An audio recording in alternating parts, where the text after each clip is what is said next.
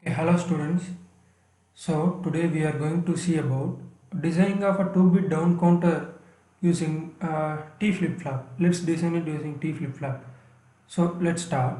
So what is 2-bit down counter is what is 2-bit? So it contains 2 bit, two binary bits. What are the possibilities of two binary bits? So the possible are 00, 01, 10, 11. So this 00 means 1, it is 1 in decimal, 10 is 2, 11 is 3. So what down counter means is counting in reverse. For example, it starts with 0, goes 3, then 2, followed by 1, then again it comes to 0. So this is what a down counter means. That is 2-bit down counter. Since by using two binary bits the possible values are 0, 1, 2, 3. Here what happens is 0, 3, 2, 1. It is a synchronous sequential circuit. Why it is synchronous is because it has a common clock and acts synchronously. It can be designed using a two flip-flops, that is two T flip-flops or two JK flip-flops or two D flip-flops or any flip-flop. So here we are going to design it using two T flip-flops. So first let's see a table regarding this. That is, so first the present states and the next states. It goes from one state to another state, right? So the present state, let's assume it to be QA, QB. The same way next state, QA and QB. The flip-flops, let's assume it to be the flip-flop inputs TA and TB. So what the initial state, let's assume it to be 0, 0. So what the next state could be is, it's 3, which is 1 and 1. So the next state becomes 1, 1. So next where it goes is from 3 to 2, which is 1, 0. So again, when the present state becomes 1, 0, the next state would be 1, which is 0, 1. So the present state becomes 0, 1, and the next state becomes, see, when it is 1, again it goes to 0.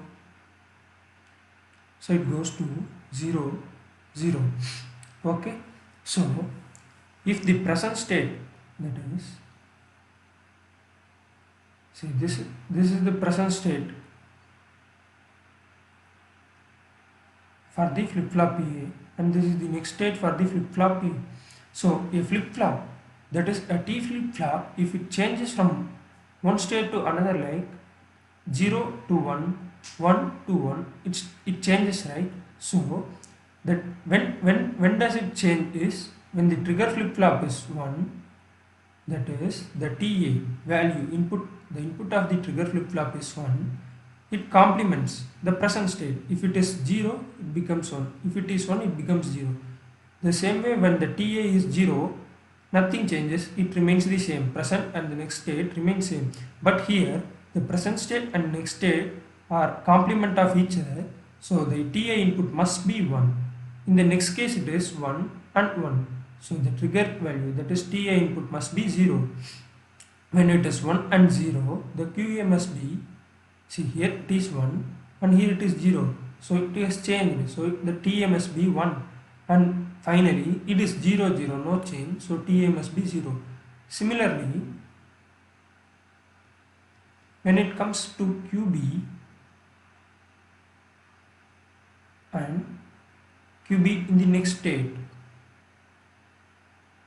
so what happens here is it changes from 0 to 1, 1, 1 to 0, again 0 to 1, 1 to 0. So here the 4 also changes. So it is TB is 1, 1, 1 and 1. So what does this mean is TB,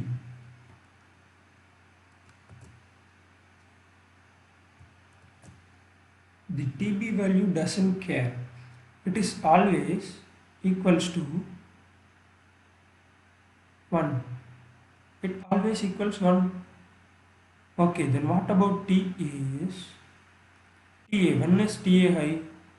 TA is high when the present inputs are 0 and 0. That means Q A complement and Q B complement plus, and when again it is high when it is 1 0, that is Q A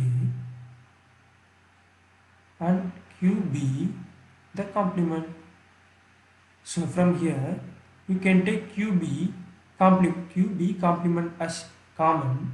It becomes QA complement plus QA. The QB complement is taken out as common.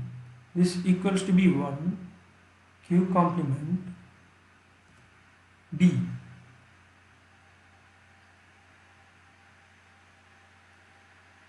So it is 1 Q B complement, which equals to be QB complement. So the TA, the input for the TA is QB complement. So what is input of TB is, it is always 1. So let's draw two flip-flops.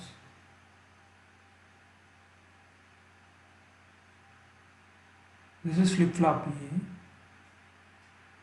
and let's draw another flip-flop which is B, which is assumed to be B.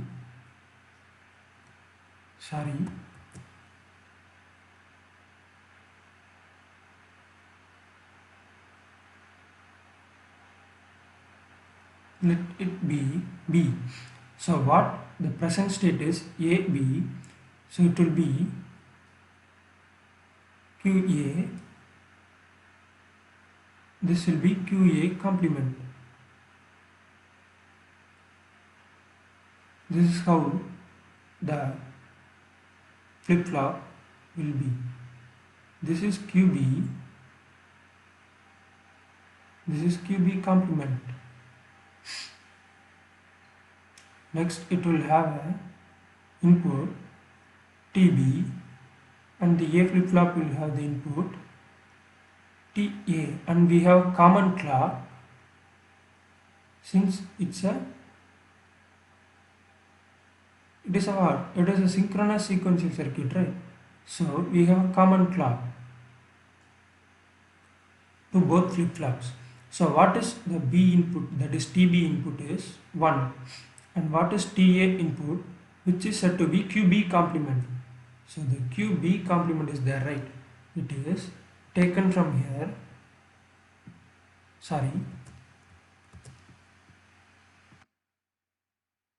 is taken from here and given to TA directly. So now what happens is, this is the required 2-bit down counter for cross-checking.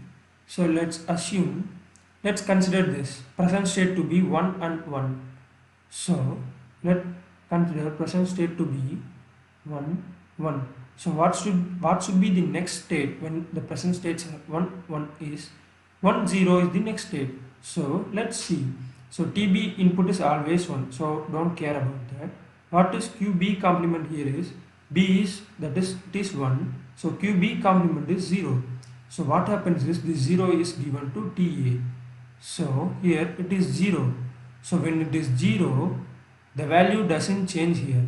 So this still remains to be, so that still remains to be